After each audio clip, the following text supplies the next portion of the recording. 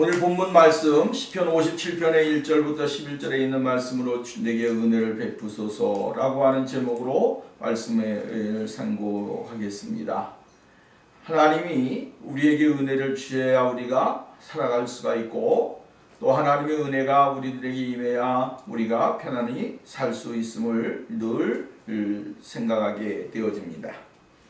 오늘 본문 말씀은 다윗이 사울을 피해서 동굴에 숨어 있을 때에 지은 시다라고 이야기를 해주고 있는 것을 볼 수가 있습니다. 사무엘상 24장 있는 말씀, 또 사무엘상 26장에 있는 말씀. 24장에서는 이제 엔게디 산속에 숨어 있을 때에 일어난 사건이고요. 사무엘상 26장의 말씀은 하길라 산속에 숨어 있을 때에 지은 시다라고 이야기를 합니다. 그러므로 사울을 피하여 다윗이 도망을 다니면서 또 그리고 깊은 산속에서 동굴에서 있을 때에 하나님의 은혜를 경험하게 되어진 사건이다라고 하는 것입니다. 그리고 그러한 사건을 통해서 다윗은 하나님의 오묘하고 놀라운 은혜를 발견할 수 있었다라고 하는 것입니다. 은혜라고 하는 것은 우리가 지난주에 말씀을 보았습니다. 높은 곳에 있는 분이, 위에 있는 분이 아래에 있는 사람에게 내려주는 것이 은혜다라고 이야기를 했습니다. 하나님이 우리 인생들에게 내려주시는 것, 그것이 은혜입니다. 구속의 은혜, 또 예수 그리스도를 이 땅에 보내주신 것, 십자가에 돌아가신 것, 또한 우리에게 죄사함을 얻게 하신 것, 하나님의 거룩한 나라에 들어가게 하신 것, 우리의 인생에 있어서 주어진 모든 것들이 뭡니까? 살아가고 또 누리는 것들이 다 하나님의 은혜 속에 있다라고 하는 사실을 우리는 잊지 말아야 되는 것입니다. 그러므로 다윗은 오늘 성경에 보면 하나님을 찬양하고 하나님의 은혜를 감사하게 되어지는 것을 볼 수가 있게 되어집니다. 그리고 하나님의 구원에 대한 찬양, 영광을 돌리는 모습을 우리는 볼 수가 있게 되어집니다. 다윗이 경험했던 일이 오늘 도망하는 그러한 환경 속에서 또한 동굴 속에서 있어졌던 사건을 기록한 것이다 라고 이야기를 해주고 있습니다. 이 사건은 굉장히 우리에게 깨달음을 주게 되었죠. 사람이 살아가면서 헤어나올 수 없는 그러한 아주 막다른 골목에 다다랐을 때가 있습니다. 그곳에서 우리가 어떻게 하면 살아남을 수 있을까? 또 어떻게 하면 그곳에서 우리가 생존할 수 있을까? 라고 하는 그러한 아주 힘든 상황 속에 임하게 될 때가 많이 있다라고 하는 것이죠. 근데 다윗은 그 막다른 골목 가운데서도 하나님은 다윗을 건져주셨고 인도해 주시게 되어진 것을 우리는 볼 수가 있게 되어집니다.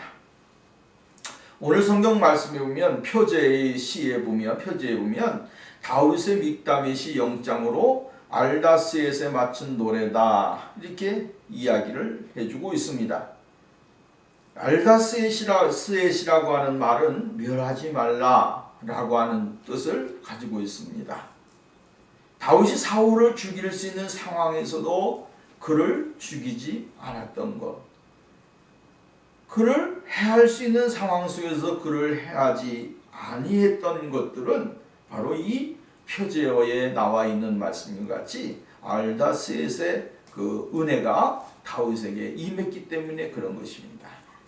해하지 말라라고 하는 그러한 말입니다.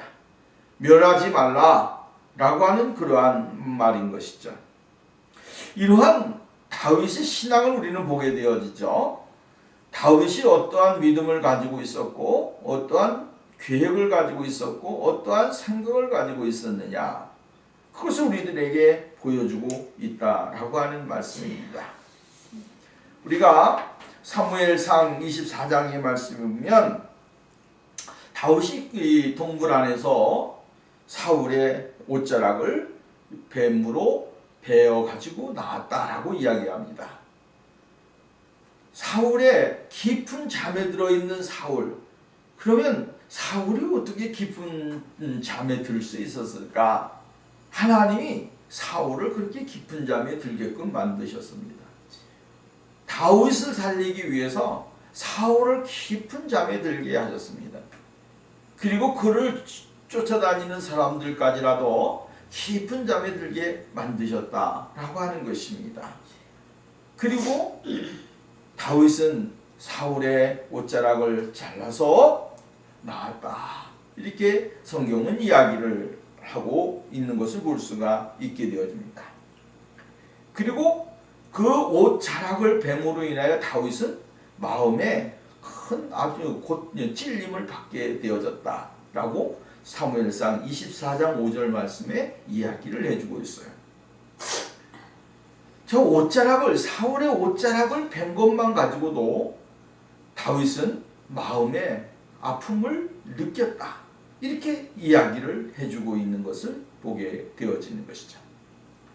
다윗이 가지고 있는 마음, 믿음, 그것이 어떠한 믿음이었느냐라고 하는 것을 우리들에게 가르쳐주고 있습니다. 또 24장 6절 말씀에 보면 자기 사람들에게 이르되 내가 손을 들어 여호와의 기름 부음 받은 내 주를 치는 것은 여호와께 금하신 것이니 그는 여호와의 기름 부음을 받은 자가 됨이니라. 이렇게 이야기했습니다. 하나님의 기름 부음 받은 하나님의 종이다. 그러므로 하나님의 사람을 함부로 죽일 수가 없다라고 하는 것입니다. 하나님의 기름 부음 받은 자라고 하는 것을 다윗은 굉장히 소중하게 여겼다라고 하는 것이죠. 이 말을 바꾸어서 말한다면 하나님의 기름 부음 받은 자, 그 사람이 소중한 것이 아니라 하나님의 기름을 받은, 기름 부음 받은 그런 하나님이 선택해서 세운 사람이라고 하는 거예요. 하나님이 무서운 거예요. 다윗은 사람이 무서운 것이 아니라 하나님이 무서운 겁니다. 하나님이 어떠한 분이시냐? 하나님은 정말 무서운 분이시다. 다윗은 이것을 알고 있었습니다. 그렇기 때문에 하나님이 선택하고 하나님이 기름 부은 종을 함부로 대하기가 그는 심히 들었던 것을 볼 수가 있습니다. 그때서 하나님의 사람이 좋은 마음을 가졌느냐? 아닙니다. 하나님의 사람이라고 하는 사울은 너무나 악한 마음을 가졌습니다. 좋지 못한 생각을 가졌고 좋지 못한 행동을 했고 정말 하나님의 뜻에 반하는 그러한 모습들을 수없이 나타나게 되어졌던 것을 볼 수가 있게 되어집니다. 그럼에도 불구하고 하나님은 다윗에게 사울을 죽이도록 명령하지 않았고 다윗은 또 하나님이 자신에게 주시는 마음이 얼마나 귀한 것인가를 깨닫고 발견을 하면서 그러한 삶을 살게 되어진 것을 볼 수가 있습니다. 하나님의 사람은 내가 하고 싶어도 하지 못하는 경우가 많이 있습니다. 또한 내가 안 하려고 해도 또한 하게 되는 경우도 있습니다. 하나님이 하시지 못하게 하면 못하는 것이요, 내가 안 하고 싶어도 하나님이 하라고 하면 해야 하는 그러한 일들이 있게 되어진다라고 하는 것입니다. 하나님께서는 다윗이 사울을 살해하는 그러한 일들을 행하지 않도록 하나님이 막으셨다라고 하는 말씀입니다. 하나님은 사울이 다윗을 핍박하도록 허락을 하셨지만 그를 멸하지 말라라고 하는 이 한계선을 정해 놓으셨다라고 하는 말씀이에요. 우리가 욥기서에 보면 욥이 여러 가지 많은 고난을 당하게 되잖아요. 고난을 당하게 될 때에 하나님이 사단에게 말을 하기를 그의 생명은 해하지 말아라 라고 이야기한 것을 볼 수가 있습니다. 하나님은 욥에게 고난과 어려움은 주어도 그의 생명은 손대지 말아라 라고 이야기했어요. 사단이 할 수 있는 한계선이 있고요, 그 한계선을 초월하지 못하게 만드시게 된 것입니다. 우리의 인생의 삶에 있어서 하나님은 늘 이렇게 한계선을 정해 놓으십니다.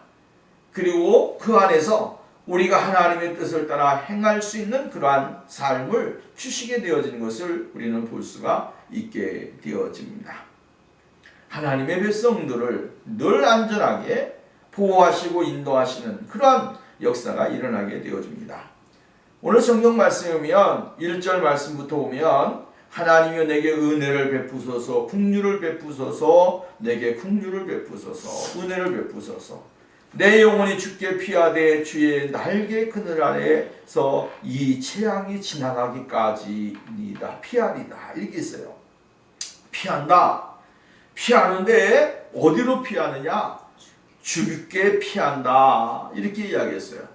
주께 피하는데 언제까지 피하느냐? 재앙들이 지나가기까지 피하겠습니다. 라고 이야기를 해주고 있는 것을 볼 수가 있게 되어집니다.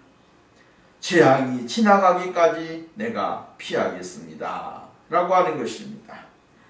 오늘 성경 말씀에 보면 주의 날개 그늘 아래서, 주의 날개 그늘 아래서, 참 아주 굉장히 우리들에게 아주 포근함을 주고 또 은혜를 주는 말씀입니다. 주의 그늘의 날개 아래서, 이 말입니다. 날개 그늘 아래서. 성경에 보면 이 하나님의 법궤가 있지 않습니까? 법궤가 있을 때 이 그룹들이 하나님의 성막을 착 감싸고 날개로 감싸고 있죠. 하나님의 은혜가 이 천사들이 찬양을 하고 그 영광이 임하는 그곳의 천사들이 그룹들이 하나님을 찬양하고 하나님 앞에 영광을 돌리면서 착 덮고 있듯이 하나님은 이 성경은 그것을 우리들에게 상기시켜 주고 있는 그러한 말씀입니다. 또 이 날개라고 하는 말은 보호를 뜻하는 것입니다. 피난처다 라고 하는 그러한 뜻이죠.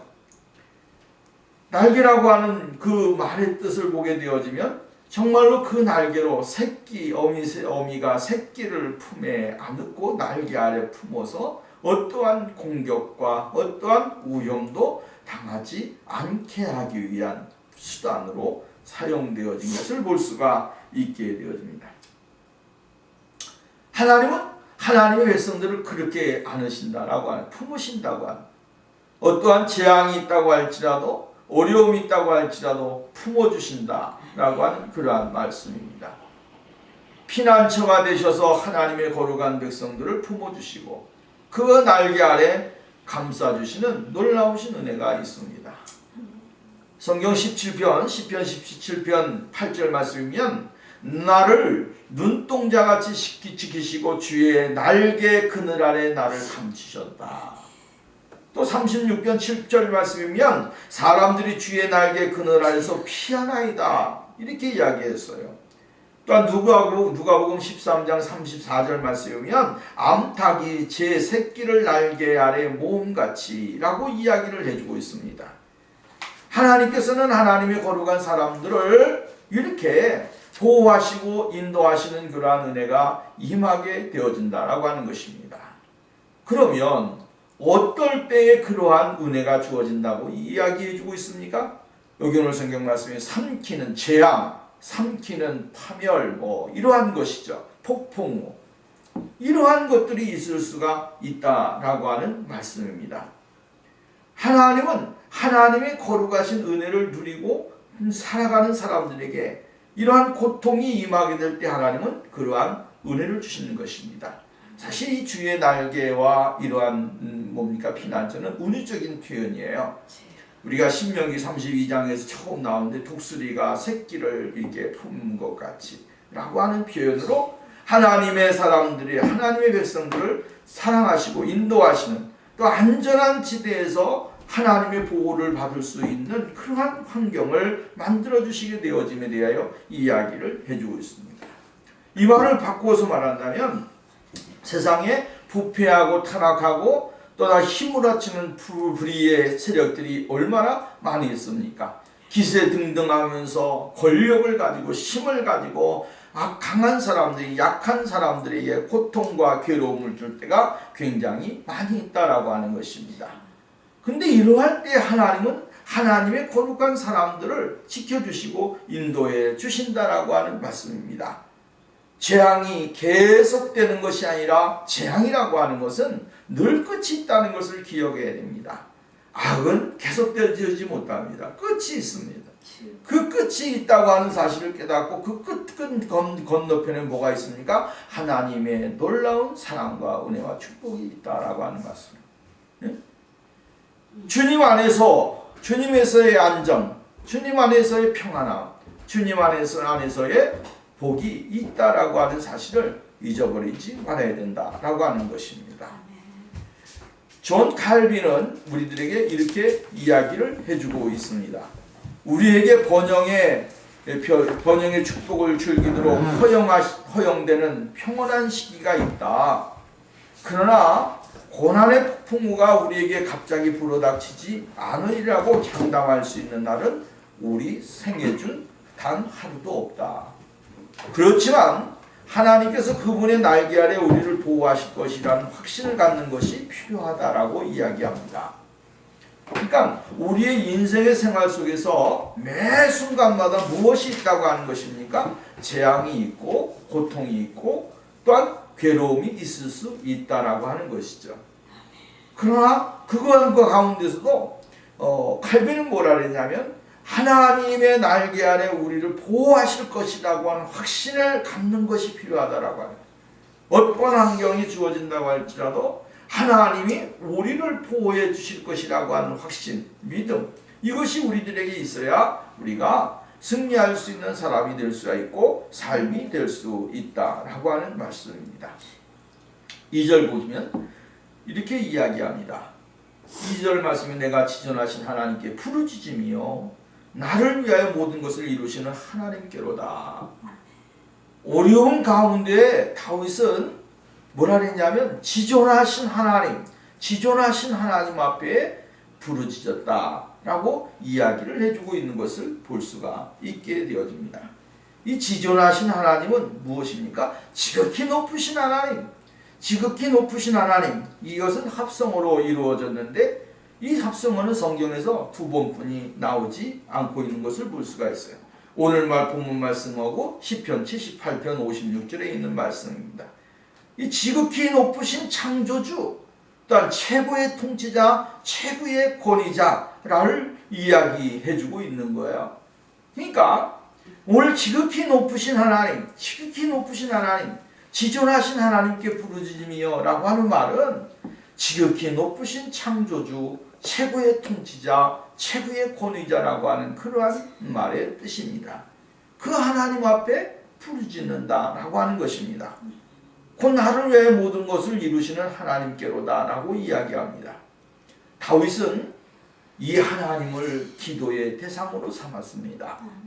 이 하나님을 자신이 섬겨야 되고 그분을 높여야 되고 그분을 의지해야 되고 그분을 바라봐야 된다라고 하는 믿음을 가졌다라고 하는 말씀이에요. 오늘 우리는 이러한 신앙의 삶이 되어야 되는 것이죠. 다윗이 하나님이 지극히 높으신 뿐만 아니라 직접 역사하시는 분임을 믿고 하나님께 기도했던 것입니다. 이러한 신뢰야말로 확신 있는 기도의 근거가 되어지는 것이죠. 갈멜산에서 우리가 보면 우리가 열왕기상 18장 말씀에 보면 바알과 아세라의 선지자들과 엘리야의 기도의 대결을 통해서 하나님과 이방 신의 모습을 그대로 나타나게 되어진 것을 볼 수가 있게 되어지죠. 이 바알과 아세라 선지자들은 정말로 자기의 신을 불러가면서 아주 그냥 고성을 지르면서 기도를 했습니다. 그리고 자신의 몸을 해하면서까지 하루 종일 부르짖었지만 그들에게 응답되어지는 것은 없었다라고 성경은 말씀해주고 있는 것입니다. 근데 오늘 여기 보면 이 열왕기상 18장 36절 37절 말씀에 보면 저녁 소재 드릴 때 이르되 선지자 엘리야가 나가서 말하되 아브라함과 이삭과 이스라엘의 하나님 여호와여 주께서 이스라엘 중에서 하나님이신 것과 내가 주의 종인 것과 내가 주의 말씀대로 이 모든 일들을 행하는 것을 오늘 알게 하옵소서. 여호와여 응답하옵소서, 내게 응답하옵소서. 이 백성에게 주 하나님 여호와는 하나님이신 것과 주는 그들의 마음을 되돌이키심을 알게 하옵소서 하매라고 이야기했어요. 그리고 하나님 앞에 기도를 했습니다. 기도를 했더니 하나님이 불로서 그 제단에 응답을 주셨고, 또 엘리야는 그 이방 이 선지자들을 죽음을 모든 이방 선지자들을 멸하는 그러한 일들이 일어나게 되어진 것을 볼 수가 있게 되어집니다. 확신 있는 믿음은 늘 하나님의 역사를 동반하게 되어진다라고 하는 것이래. 믿음이 없으니까 하나님의 역사를 이루지 못하는 것이고, 믿음이 없으니까 오늘 우리가 하나님을 전적으로 의지하지 못하는 것이다 라고 하는 것입니다. 그러므로 우리는 기도를 하게 될 때 우리 하나님은 어떤 분이신지를 알아야 됩니다. 그 하나님은 어떠한 분이십니까? 지극히 높으신 창조주시고 최고의 통치자시며 최고의 권위자시다. 그러므로 그분 앞에 우리가 기도하게 될 때 하나님은 응답을 주시고 은혜를 주신다 라고 하는 믿음, 확신을 가져야 되는 것입니다. 히브리서 11장 6절 말씀에 보면 믿음이 없이는 하나님을 기쁘시게 하지 못한다. 하나님께 나가는 자는 반드시 그가 계신 것과 그가 자기를 찾는 자들에게 상 주시는 이심을 믿어야 한다. 믿어야 한다라고 하는 거야. 하나님을 믿어야만이 이러한 것을 주시는 분이라고 하는 믿음을 가져야만이 하나님 앞에 응답을 받을 수가 있다라고 이야기를 해주고 있습니다. 우리가 믿는 하나님은 우리에게 역사를 하십니다. 우리의 삶 가운데 하나님은 역사를 이루시고 우리의 삶 가운데 하나님의 능력을 보여주시게 되어진다라고 하는 것입니다. 3절 보십시오. 그가 하늘에서 보내사 나를 삼키려는 자의 비방에서 나를 구원하실지라. 하나님이 그의 인자와 진리를 보내시리로다. 이렇게 이야기했습니다. 사람들은 이야기를 합니다. 정말로 나를 삼키려는 자의 비방에서라고 이야기했어요. 삼키는 자들의 비방에서. 나를 삼키려는 자의 비방에서 나를 구원하실지라. 삼키는 자의 비방. 그건 뭡니까? 사람들이 다윗을 향하여서 다윗을 욕하게 되어지는 것이야. 다윗을 비방하고 다윗에게 그냥 억울한 누명을 가져다가 씌우는 것입니다. 그럼으로 인해서 다윗이 헤어나올 수 없는 환경을 조성하게 되어지는 것이죠. 더 나아가서는 이러한 사람들의 모습을 보면 다른 사람들에게 비방을 해가지고 그 사람들까지 다윗을 미워하게 만듭니다. 이스라엘의 유다의 땅에 있는 모든 백성들이 누구를 향하여? 다윗을 향하여 그 나쁜 마음을 갖고 어떤 좀 그를 잡아야겠다라고 하는 생각, 그들을 미워해야 된다라고 하는 그러한 말을 그들에게 심어주게 되어졌다라고 하는 말씀이에요. 그러니까 이러한 일을 통해서 이 악한 사람들은 무엇을 원하느냐 하면 다른 사람들까지 선한 착한 사람들의 마음까지 빼앗는 것입니다. 그리고 다른 사람들도 어떻게 됩니까? 착한 사람들도 이 나쁜 일에 동참을 하게 만드는 거예요. 이것이 얼마나 나쁜 것입니까? 비방을 하게 되어지면 이러한 일들이 일어납니다. 내가 누구를 비방하게 될 때에 그 비방이 어떻게 됩니까? 하나 퍼지고 두 개 퍼지고 세 개 퍼지고 해서 안 그런데도 불구하고 그것이 사실인 것 같이 나타나게 되어지죠. 그리고 나중에는 이 사람도 등을 돌리고 저 사람도 등을 돌려서 나중에는 주위에 친구가 하나도 없을 만큼 그렇게 만들어 버린다라고 하는 것이죠. 이것이 얼마나 나쁜 일입니까? 오늘날 사람들이 그러한 일들을 많이 하는 경우가 있습니다. 자기가 마음에 안 들면 다른 사람들까지 다 그렇게 동요를 해가지고 그 사람들까지 적대감을 갖게 만드는 일들이 얼마나 많은지 몰라요. 다윗이 지금 그러한 상황 속에 들어가게 됐다라고 하는 거야.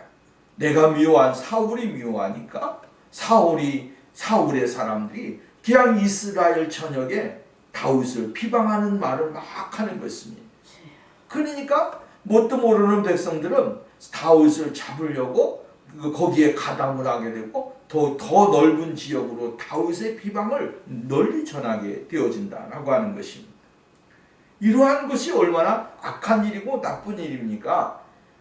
근데 하나님은 그러한 가운데서 다윗을 지켜주셨고 다윗을 인도해 주셨다라고 이야기를 해주고 있는 것을 볼 수가 있게 되어지죠. 하나님의 그 놀라우신 사랑, 그 놀라우신 인자와 진리로 다윗을 이렇게 보호해 주시고 구원해 주신다라고 하는 말씀입니다. 하나님께서 연약한 인간에게 사랑과 진리로 구원하시는 그 구원의 역사를 의미하는 거예요. 사랑과 여기 인자와 진리를 보내셨다라고 하는 것은 정말로 헤어나올 수 없는 하나님의 거룩한 사람들을 하나님의 사랑과 진리로 건져주셔서 그들을 하나님의 안전한 자리로 또한 보살핌을 받을 수 있는 자리로 들어가도록 만들어 주신다라고 하는 것이죠. 이것은 우리의 죄악으로 말미암아 우리가 구원받을 수가 없잖아요.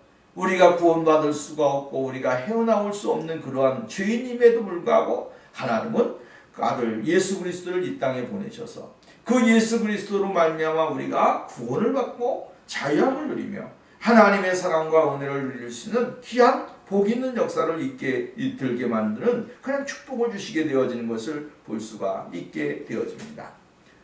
다윗을 괴롭혔던 사람들의 모습을 보십시오. 내 영혼이 4절 보면 내 영혼이 사자들 가운데서 살며 내가 불사르는 자들 중에서 누웠으니 곧 사람의 아들들 중에라. 그들의 이는 창과 화살이요 그 혀는 날카로운 칼 같도다. 자신이 지금 어디에 있는 것 같다 그래서요. 으르렁거리는 사자들 사이에 자신이 끼어있는 모습을 여기서 이야기해주고 있는 것이에요. 으르렁거리고 있는 사자들 속에 자신이 들어가 있으니 얼마나 초라하겠습니까? 얼마나 그 두려움이 그에게 많이 있었겠습니까? 그들은 잔인무도한 자들이고 정말로 사랑이라고 하는 것은 전혀 찾아볼 수가 없고 동정이라고 하는 것은 찾아볼 수 없는 그러한 사람들을 여기서 이야기해주고 있다라고 하는 것입니다. 그래서 다윗은 자신의 생명만을 노리며 그 마음의 적대감으로 타오르는 자들을 피해야 했던 자신의 모습을 우리에게 이야기를 해주고 있어요. 그들은 어떠한 사람들입니까? 생명을 가치 있게 여기지 않는 사람들입니다. 생명을 가치 있게 여기지 아니하고 이웃을 가치 있게 여기지 아니하는 사람들을 이야기하는 거예요. 하나님의 진리와 하나님의 은혜를 아주 떠나서 죄를 짓는 것을 쉽게 생각하는 사람들이에요. 이러한 사람들이 정말로 공격하는 것은 생활하는 것은 오늘 날카로운 이를 가진 그러한 창과 활 같은 그러한 날카로운 이를 가진 사자와 같은 모습을 맹수와 같은 모습을 가지고 있다라고 하는 것입니다. 사실은 오늘 우리 예수 믿는 사람들이요 이러한 자들과의 싸움인 것입니다. 세상과의 싸움, 악한 괴계들을 위해서 대항함이라. 그래서 우리들에게 무엇을 하라고 그랬습니까? 에베소서 6장 말씀 하나님의 전신갑주를 입으라, 취하라. 그죠? 투구와 방패와 이러한 하나님의 전신갑주를 전부 다 입고 싸워야 될 것을 이야기해주고 있다라고 하는 것입니다. 예수 믿는 사람들이 세상에서 정말로 호락호락하게 하지 않다라고 하는 것을 세상에 보여줘야 됩니다.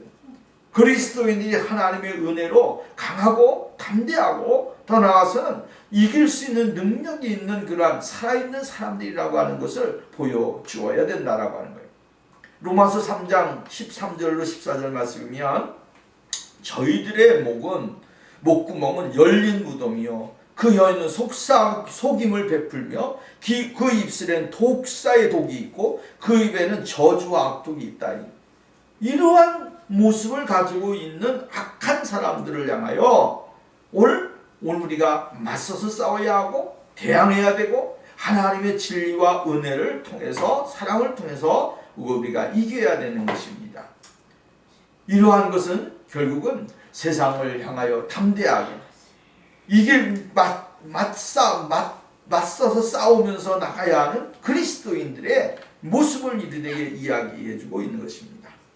여러분, 장마비가 많이 오게 될 때에 그냥 그것을 맞으면서 뛰어갈 수도 있는 것입니다. 또 나아가서는 그것을 피하여 갈 수도 있는 지혜가 필요한 것이요. 두 가지의 모습인 거예요. 하나는 그냥 막 부딪히면서 달려가서 나의 일을 감당하는 것이고, 하나는 뭐예요? 잠시 잠깐 피하였다 가는 것이에요. 오늘 우리는 이러한 것을 가지고서 두 가지의 모습을 가지면서 세상과 싸워야 되는 것입니다. 때로는 참고 있다가 때로는 싸우면서 하나님이 우리들에게 요구하시는 모습을 발견하면서 나가야 되는 것입니다. 왜 그러냐? 때로는 싸워야 될 때는 하나님이 우리들에게 힘을 주십니다. 용기를 주십니다. 또한 백부를 주십니다. 담대함을 주십니다. 용기를 주십니다. 그러나 또 나아가서는 참고 있을 때에 하나님이 싸워주시리라 믿는 것이죠. 그래서 로마서 12장 7절 말씀이면 악을 악으로 갚지 말아라. 모든 사람 앞에 선의를 도모해라. 그 악에게 지지 말고 선으로 악을 갚으라. 이게 왜냐하면 하나님이 다 하시니까.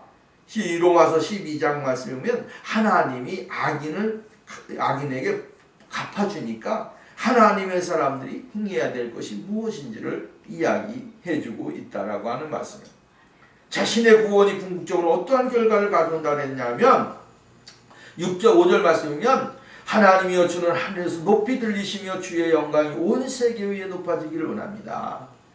다윗은 자신의 영광이 고난과 고통과 어려움과 쓸쓸함 많이 있지만 그 가운데서 하나님의 영광이 나타나기를 원하고 있다라고 하는 것이죠.